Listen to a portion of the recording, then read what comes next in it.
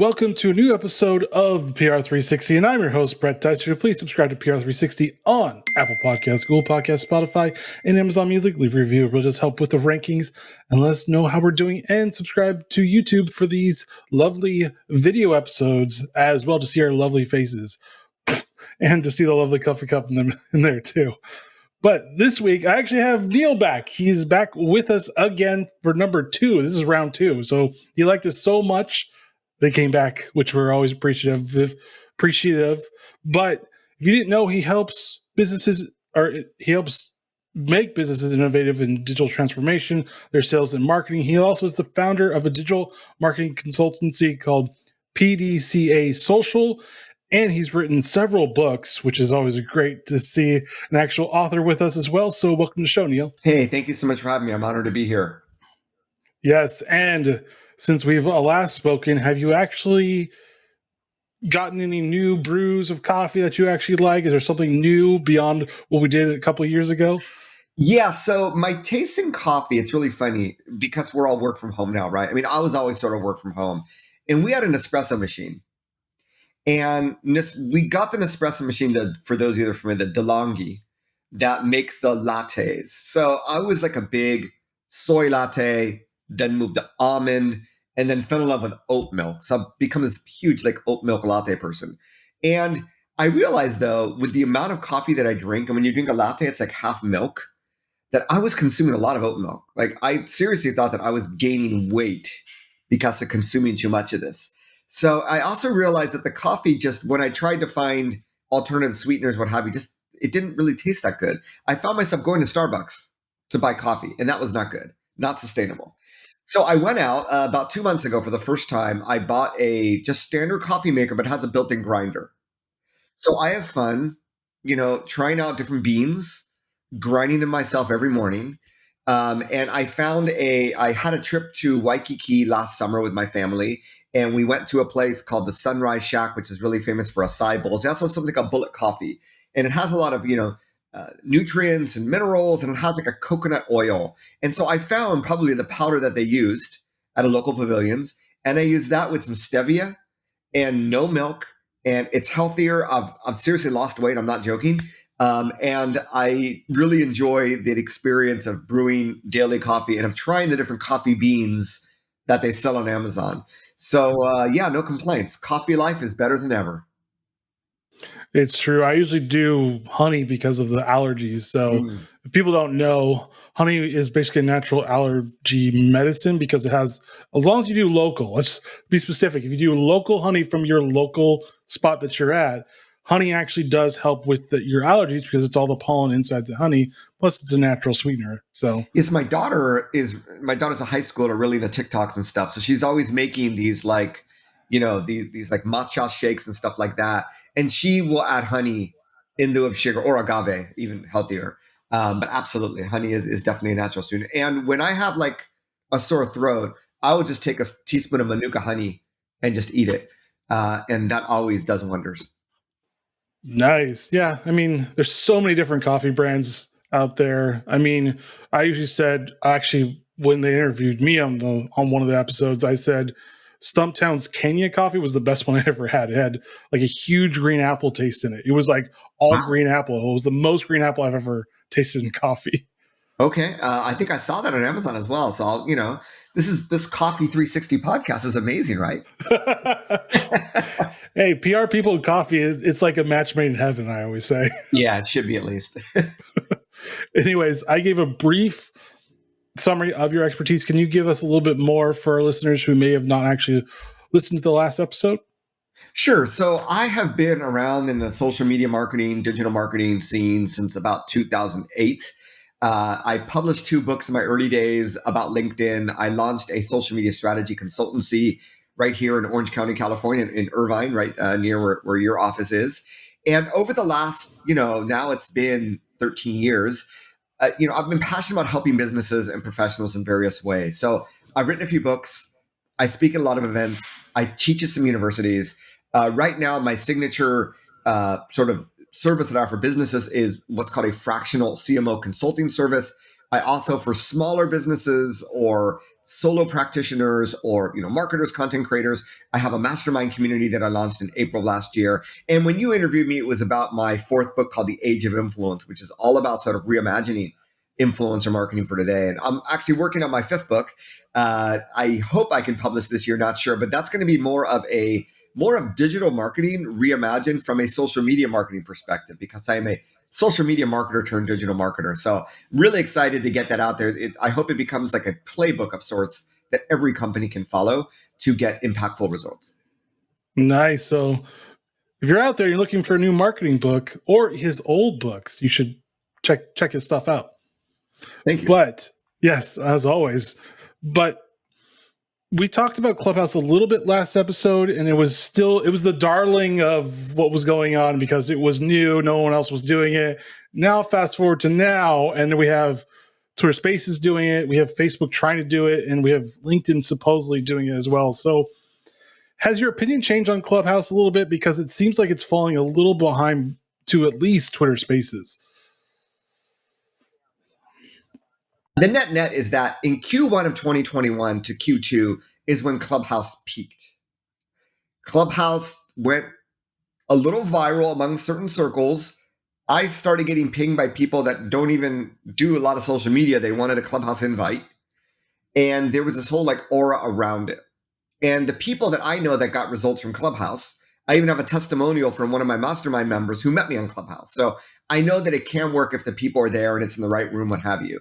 But I really think with Q2, with the emergence of Twitter Spaces, everybody is now, I was at Podcast Movement, a podcast conference in the summer last year, where, is it Fireside? Mark Cuban, he was there talking about his app, and everybody gets into the game. The thing, though, is, we could say that the emergence of TikTok is a product of the coronavirus pandemic. You can also say that apps like Clubhouse are a result of that as well. Because at the end of the day, with Clubhouse, number one, you can't multitask.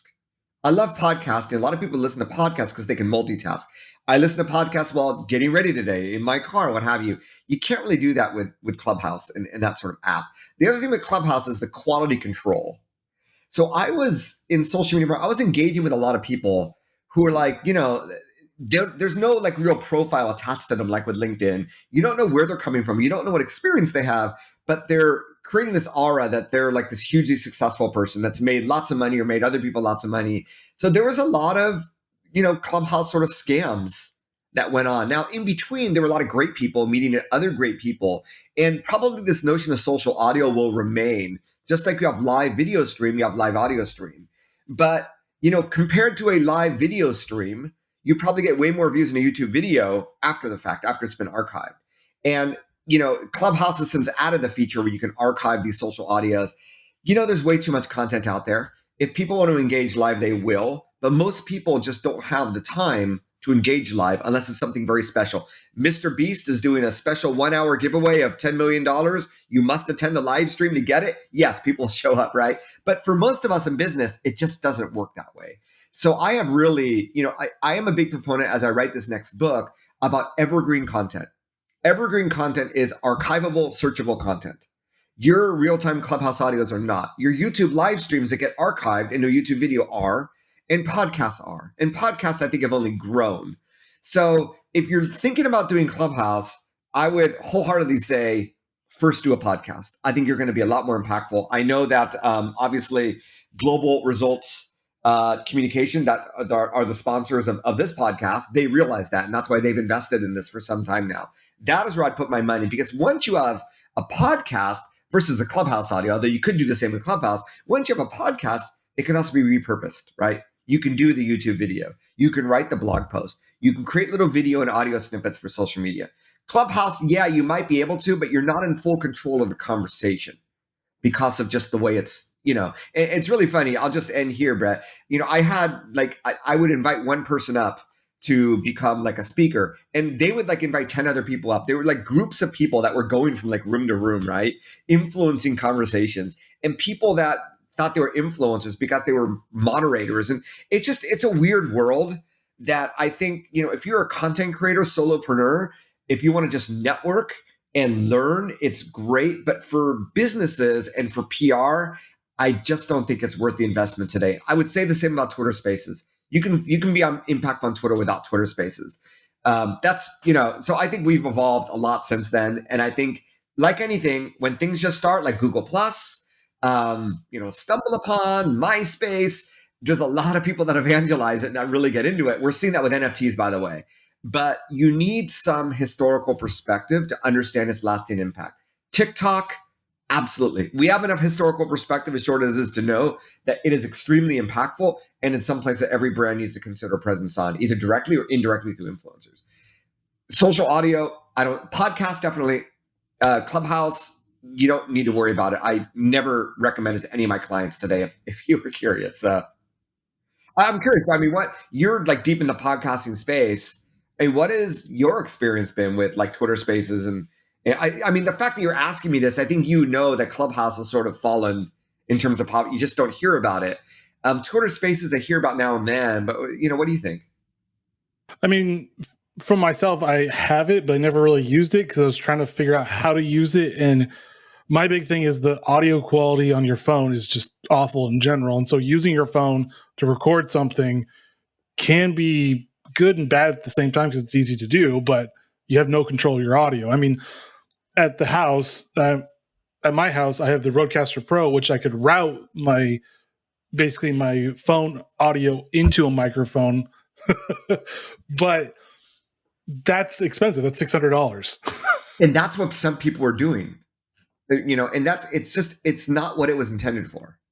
So you can try these hacks, but at the end of the day, yeah, So it was just sort of this hacky environment atmosphere.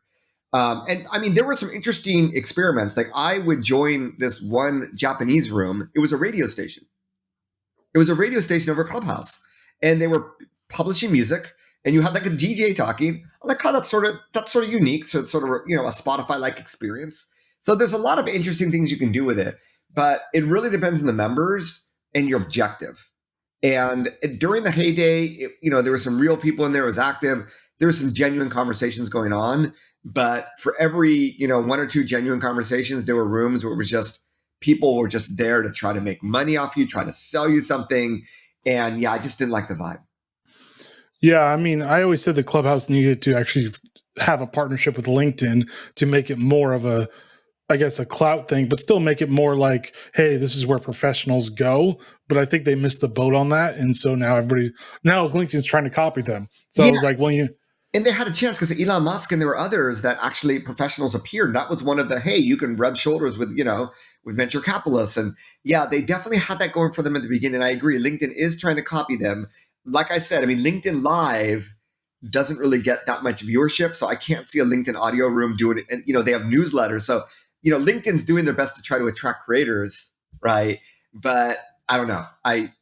Real time, unless you have a really, really huge audience like a Mr. Beast or a Pat Flynn, where you can call people over to a live stream or like a home shopping network, and you can get, a few hundred people there to watch you live because you have several 100,000 in your audience, then it makes sense. But if not, as far as a repurposable content, sure, right? If you don't want to go into a studio and shoot YouTube videos, do a LinkedIn Live, plan it in a way where you can cut and splice them into separate YouTube videos and then repurpose. That's a great utilitarian purpose for a live stream. But the social audio, podcast, the expectation is it's sort of like studio-like audio and it's pre-planned, but the delivery, it's, you know what I mean? It's just a different paradigm. So yeah, I think the conclusion is pretty clear. I mean, if you're doing everything else, if you're on TikTok, if you've maxed out, if you've done everything, then sure, go for it. But if not, I think it's going to be more impactful investing your time in these other channels than with social audio. I mean, the other thing I was going to say is that I think they didn't understand Twitch, because if they followed more of a Twitch roadmap, they probably would have actually been in a better spot, because Twitch did what for gaming, for live streaming, what no one else was doing at the time. And so if they actually followed more of their roadmap of pivoting and trying to figure out how to do more creator tools so they could, like I said, moderate the people who are actually talking, then I think it would have been a better experience. And then add like desktop or laptop tools so you could use an external mic and not have to route it through your phone. Amen, brother. I totally agree. So what could have been, should have been.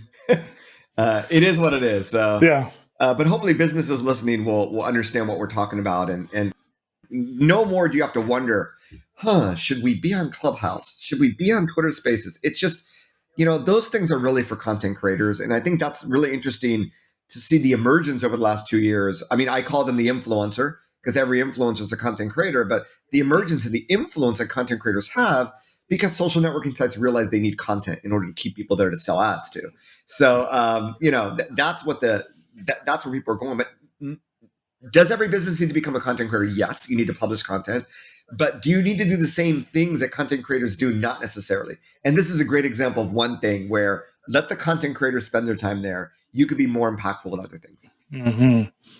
And then, like I said, I was about to say about the decline of Clubhouse and Twitter Spaces, because I do see a lot more Twitter Spaces, and it is specific to industry. So, for example, the crypto community loves Twitter Spaces for whatever reason. I have a friend that's in that space, and he's like, "Yeah, we get like thousands of people." So, could even that stuff be specific to an industry to actually be successful? It could. And I'd say Twitter is unique because we've always had Twitter chats on Twitter, where people come together every week at a certain time. So a Twitter chat becoming a Twitter space is a natural and a welcome evolution. So I would question in that certain industry, did they before have a Twitter chat? Was there a crypto chat that was already really active? In which case, yes. So there are some businesses that do Twitter chats. If you're one of those businesses, then yes, that is a great use for Twitter space. And then obviously, you need to be able to read the atmosphere. You need to be able to read the room. If you find in your industry, when you do social listening, you do analysis of hashtags, what have you, that there's a lot of conversations about a Twitter space, then yes, that is always the best answer, right? So there's always going to be niche industries that, hey, this one uses Pinterest, this one uses TikTok, and your mileage is going to vary. But yeah, if you find that, like that example, then yes, you should definitely at least look into it more. And I want to remind businesses the same with Twitter chats. You don't necessarily need to have your own. You can engage authentically in those of others as well. And that's a great strategy. Mm-hmm. And even moving on for Twitter, I've seen that they're testing out a downvote feature. So how are businesses going to pivot on this one? Because now it's like people can show you how much displeasure they have for you. So, I mean, this feels like this is going to be like almost like a be cautious about your content because you could get downvoted or ratioed is the other term for it. And didn't YouTube also get rid of it? And then, Instagram hiding likes. And there's just, it's really, really interesting. I do think that the algorithms are always trying to figure out a better way to show you the best content. And the more input that we give them, the better. So I hope they keep it private. I don't think people need to see accumulation because then you have bots that can, if they can affect, political elections, then yeah, if they want to go after someone, they can do it pretty easily. So hopefully Twitter realizes that. All right. And then, I mean, how can brands adjust to going live or just doing the live video or doing the TikTok? Because like you said, TikTok is one of those things where it was last year, the number one searched URL link. So how can brands move to that? Because I'm pretty sure brands are still trying to figure out how to do TikTok for the most part. I think it comes down to what my advice was a few years ago with Snapchat. And when I began writing The Age of Influence, it was back in 2018, 2019, published in 2020. But during that time, Snapchat had already started to decline. But this was the first time that companies actually had account takeovers. I mean, imagine giving up your account to someone and letting them manage it and post content. That's actually what happened on Snapchat. That's where we saw the likes of, Logan Paul with Sour Patch Kids. And there were a number of really famous brands that had influencers take over their account. I think it really begins with educating yourself. If you're not a TikTok user, you're not going to get it. Now, those of us that have children that are TikTok users, we actually learn a lot from them, right? I have conversations with my daughter all the time about this. But you need to use the social network in order to best understand it. That's step number one.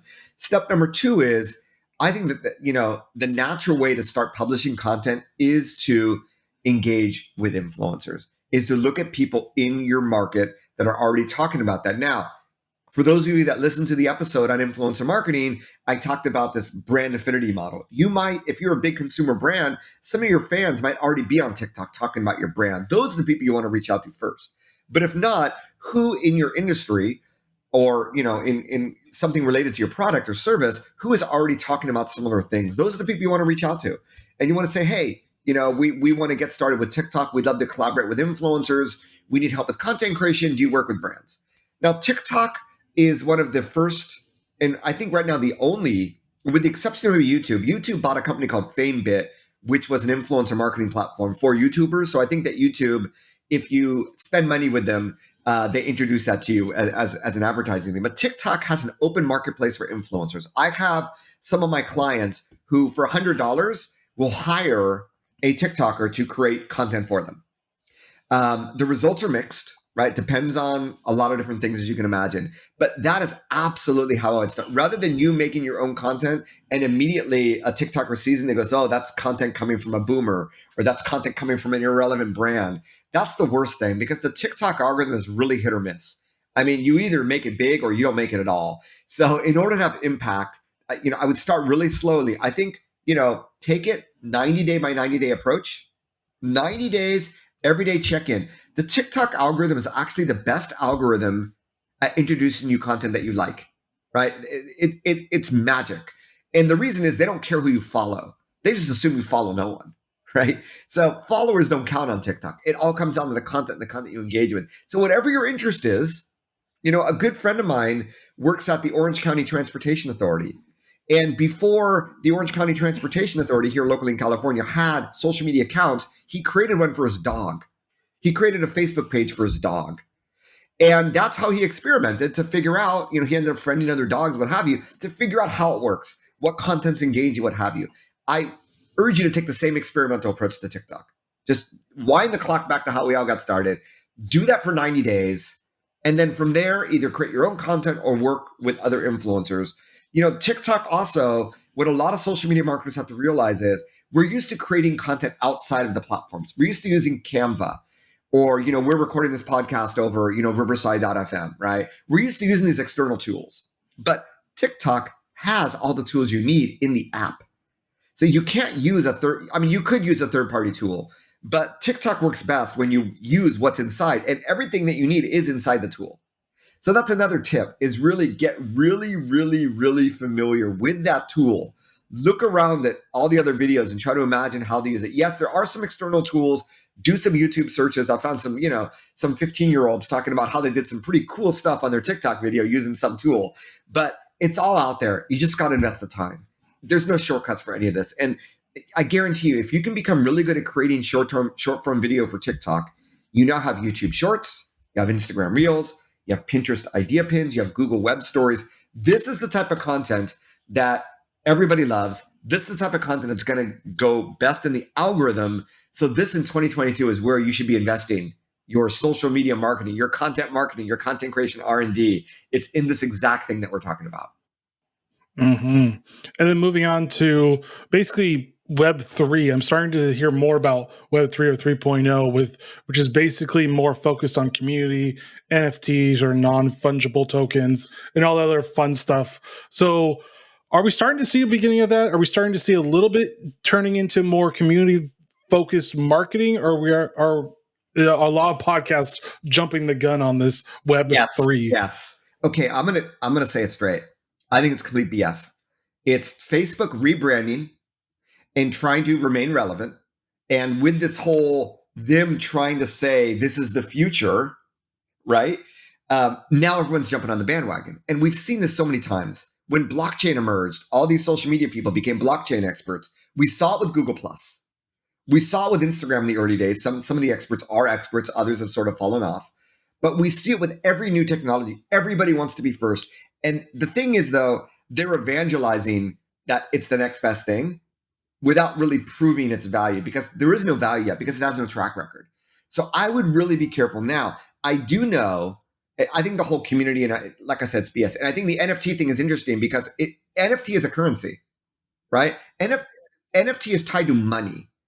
That's a little bit different, right? And the thing is, NFT is a digital currency. So only if you have digital currency like Bitcoin could you even purchase it. So I actually had an interview on another podcast where I interviewed the guy who is a CMO for a company that is working with brands to create NFTs. And for instance, if you're a Disney lover, yeah, why not get the NFT of like, limited edition Snow White NFT as an example? But I asked him point blank, who is actually buying these? Because you need to be investing in Bitcoin to be able to buy them. So because you can't use Bitcoin, is this sort of a way of that very, very small percentage of people that have Bitcoin, is this just giving them a way to use it? Right? And he goes, yes. Basically, everybody who buys it are already investing in crypto. So there's your answer. It's a very, very small percent of the population. And it's creating a lot of, a lot of noise. And I guarantee you, when people start to trade NFTs, and the minute people start to lose money, is when it's going to get really, really interesting, because some people see this as an investment vehicle. Obviously, the evangelizers, it's not a Ponzi scheme per se, but the evangelizers evangelize it. It drives up the price, and they probably got into the bottom. So, I see Facebook sees this, and Facebook's move to Meta is they want to launch NFTs. They want to become center of crypto, of NFTs. They wanted to launch their own crypto. I don't think they're going to do that anymore. But clearly, the way that I see it, when you unpack all the nice looking PR around it, that's what it's about. And they may be successful. I don't know. I do not invest in crypto. I'm not investing in NFTs. If a brand wants to create an NFT to go after those people that have cryptocurrency, I think it's a really smart idea, right? Especially for consumer brands. But I'm just saying, look, you can sort of do all that, or you can do everything we've been talking about, the YouTube videos, the blogging, the podcasting. You can create communities today in Facebook groups. You should have a community for your influencers. Yes, is community sort of the future of marketing and business? I mean, it always has been. And I talked about that in the age of influence as well. So there's a community aspect, but I consider community marketing something very different than Web 3.0 meta. I mean, we had Second Life, right? What's the difference? The difference is the NFT. The difference is going to be money involved. So I would urge you all, really think hard when you see someone talking about NFTs, right? Really, examine it closely, because that's going to involve money. And I don't know if, there are these apps like Patreon and stuff, right? That's the use case scenario. Well, if you're going to give me a $5 tip for Patreon, why don't you purchase my NFT? So yes, you will see content creators pushing NFTs because they can monetize it. But I would just say tread really, really carefully, at least for the next few months until we see more. So I'm not buying all the hype. I'm not going to say it's all BS, because there are some trends here that I talked about that are real.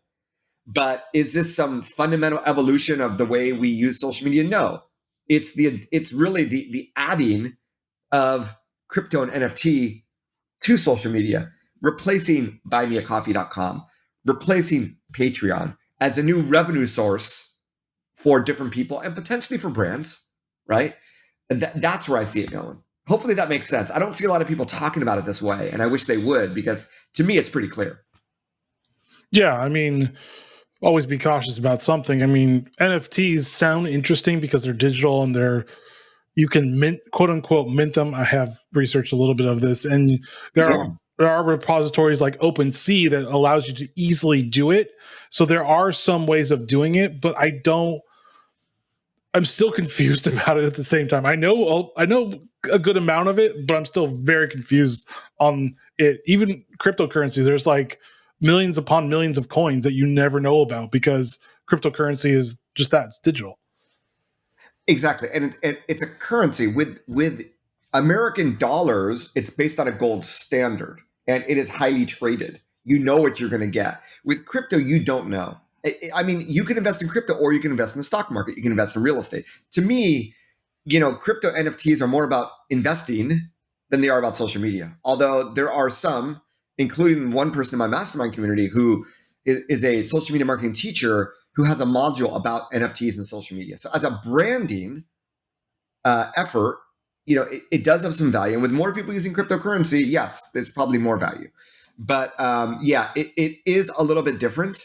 And, is it right for every brand? Like I said, of all the different things you could be doing in digital marketing, I don't know if I'd be focusing a majority of my time on this. Yeah, if you have a huge budget, you're trying to figure out new ways of engaging people, you want to engage people that have cryptocurrency, NFTs, it's a no-brainer. But for most businesses, just generally speaking, it's still very new. And as you said, there's dozens, I mean, hundreds, if not thousands of cryptocurrencies out there. There's easy ways to create repositories. Will people buy it? And I would also say, as a brand, does it devalue you when you sell an NFT? I don't know, right? Does it discriminate against those people that don't have NFTs? There was a story about Julian Lennon, I believe, who recorded like himself singing or like talking, and that became an NFT. Well, he could have done the same thing with a YouTube video and made it private for his community. So what about those other people who don't invest in that? What do they get? So it raises a lot of really, really interesting questions that I think we still need time to go through and figure out. So I would just be very cautious at this stage. We're obviously recording this in February of 2022.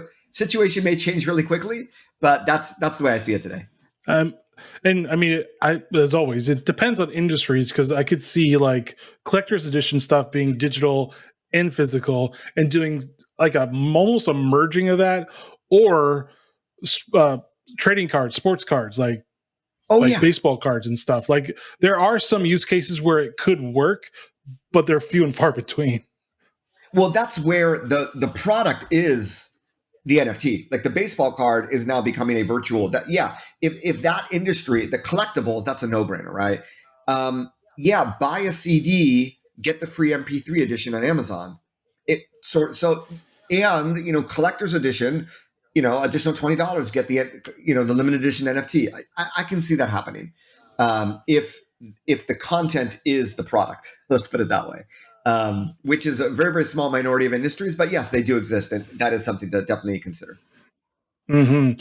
And so, like I talked about community-based marketing, are we going to see more of like a more focus on that because of just where social media is going and where everybody else is going? Everybody's looking for a community now because we've been locked up for 2 years or more, depending on what happens. But are we seeing more of basically a more focused on that type of approach because of current situations that's happened?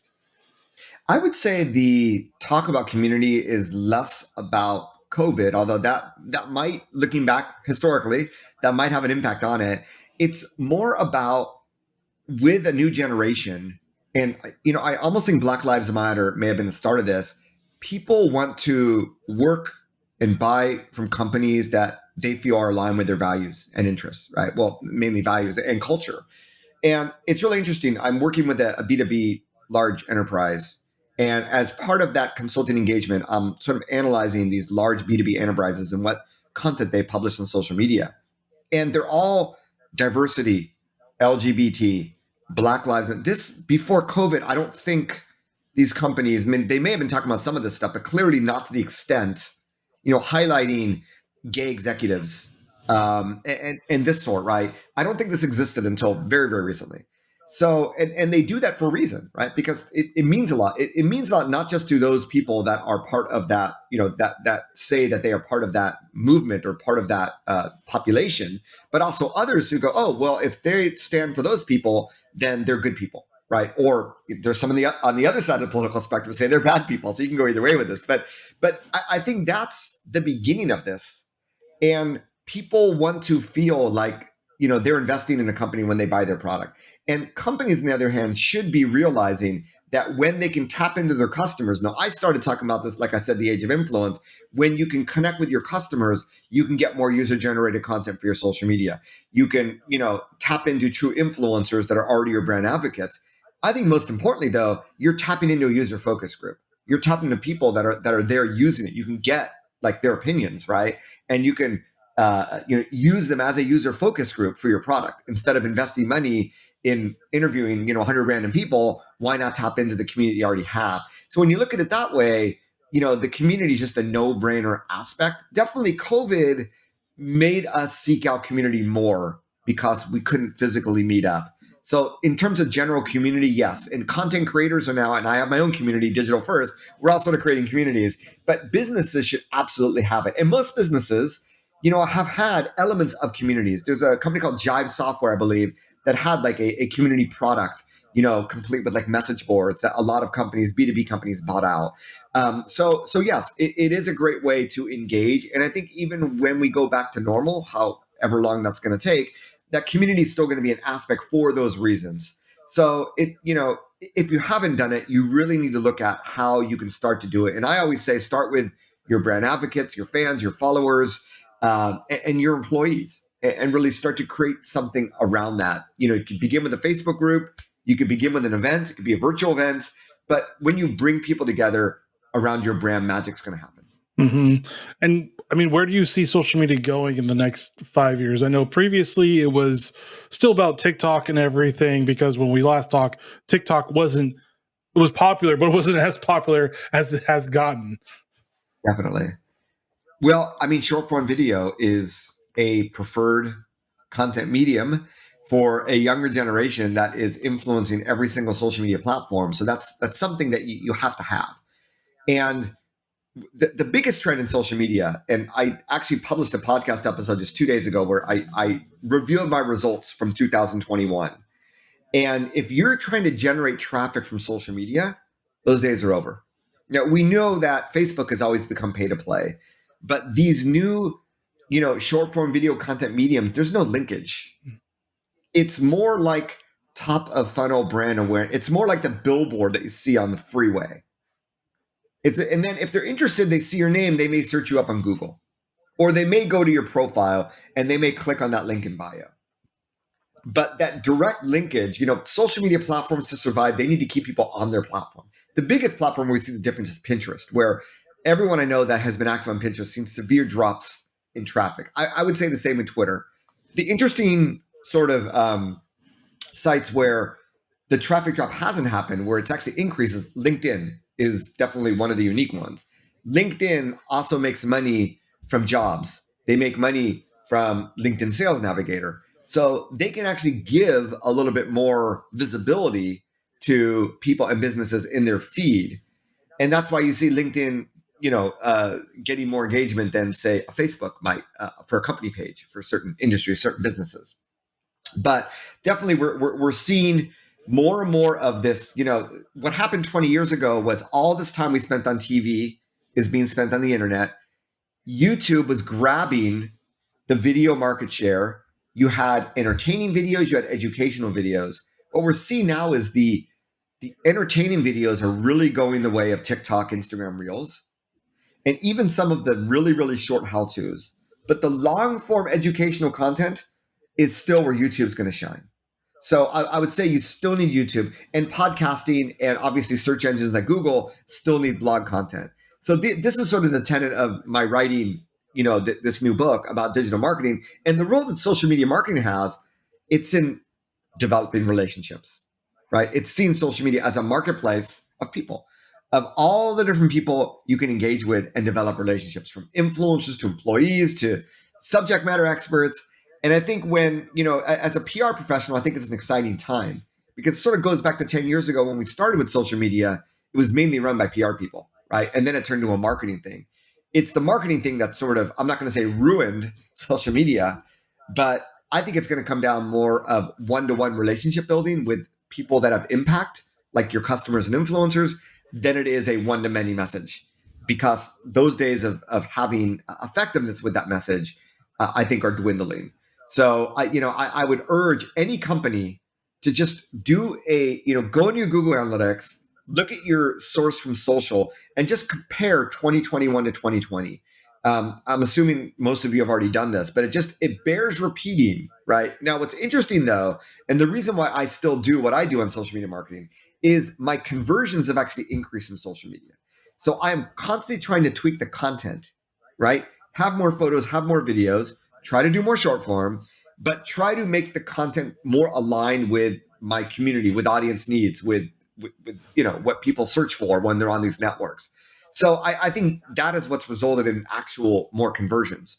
So there's still, a way to get value out of social media, but I think the pendulum is swinging, definitely to that one-to-one relationship building. And that's where I would sort of, short form video, one-to-one relationship building. And for traffic generation, you need to really look hard at your content and realize that you just need to be more impactful with every message, every link, every photo, every video. Mm-hmm.